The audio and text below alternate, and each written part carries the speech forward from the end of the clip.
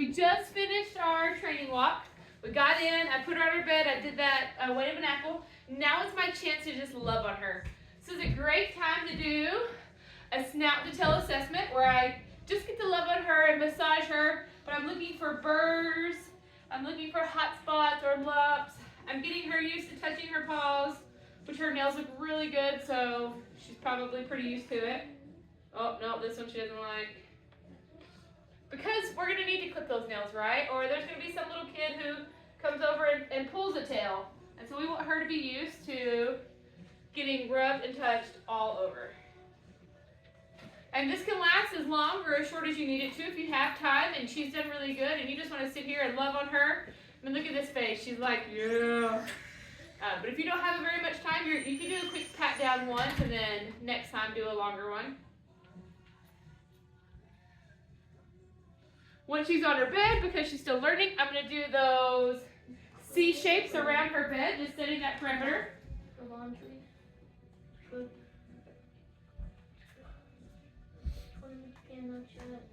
She's chewing on her toes right now, so she's not even worried about me. We have the kids who are looking at their calendar and their to-dos. We have the other dogs who are chilling on their beds. We want the bed to be a happy place, right? So we talked about how we're going to love on her on it. You can see we have her water bucket and food station set up right next to her bed. It's really nice to have like an elevated food bowl system for her. Even when she's eating, I'll actually show you. She can stand up to eat or drink, but she still cannot get off the bed. And once she's done eating or drinking, she has to go back to that sit position. So there's no food right now for her to eat. So I'm going to go ahead and correct. Correcting by doing that distance pressure right. I just applied my body pressure without touching her in front of her until she sat. She's looking for the food, which is fine. And she's just chilling there. She did great correcting. I have her food right here. I'm actually waiting for her to not play with the leash or to just chill. And then I will give her her food. There's a thing called Charlie in the Glass Elevator. Yeah. There we go. Oh, look, you see she thought about chewing on the leash but didn't, so we're going to go ahead and give her her food. And again, she could stand up and eat that if she wants. She can lay down and eat that. She's loves food, so I think she'll eat it however she can get it. But she can stand up or sit down, but as soon as she's done, she can stand up, lay, sit down, however she wants to eat it. She just can't get off the bed. And as soon as she's done, she's got to go back to that calm state, which is when we apply the distance pressure and she puts her bum down. So we're just going to give her a minute to let her eat. Pull this phone back a little bit.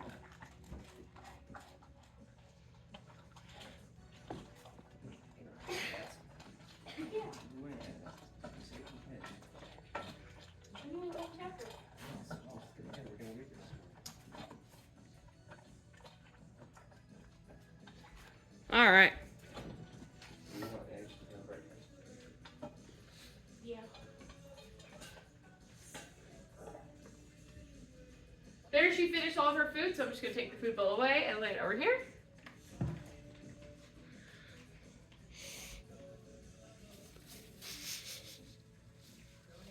Hey, Davian, will you run with me? Dan, can you finish your chores? Yeah, still running with mom, please. Have to look down. Good job. Good job. Just run over to the table. Don't bump What, into Dad? What'd you say? I mean, Mom, what'd you say? We're running. Oh, running? Just Yeah. running? Yep, just running. Dog. There, she's off. I'll see if I can do distance pressure back to her bed. Keep running, boys. There we go, back to the bed. I'm gonna tuck that leash under.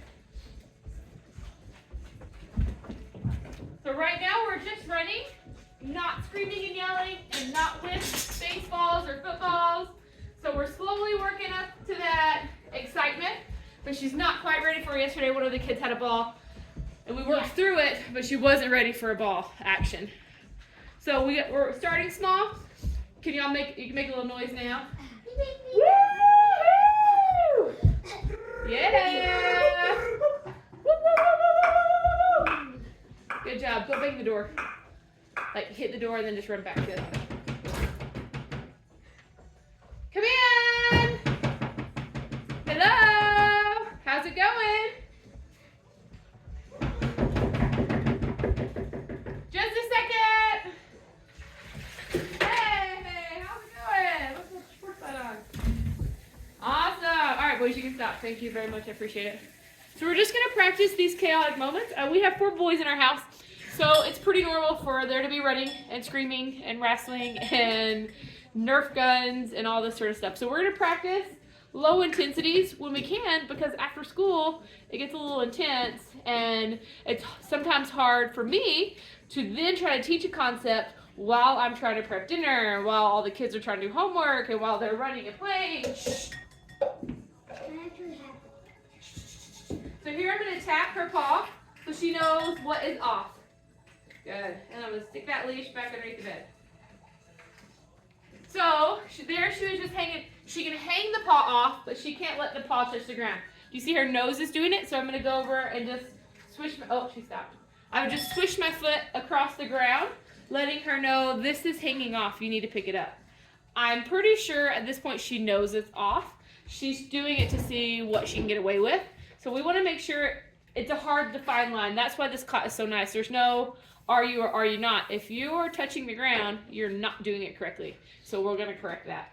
Yesterday she did amazing in the evening. She was on her bed all night with us while we made dinner. One of us took kids to basketball. People came back. We had 2 people come and visit and just hang out with us. We had 2 other boys over here who were neighbor kids who were running and screaming. We were having laser tag, and she was really good. So in the mornings are the optimal time for me to get in as much technique and training for her as we can. By the evening, she does really good, but she's really exhausted, which really helps with the repetition, right? And I could up the excitement level because I know she's more exhausted mentally and physically from her free play and training walks that she can chill here. So if you remember, we have free play, training walk, bed, reflect, and then you repeat that. Free play, training walk, bed, reflect. Free play is just playing in the fenced-in backyard. She can be playing with our dogs.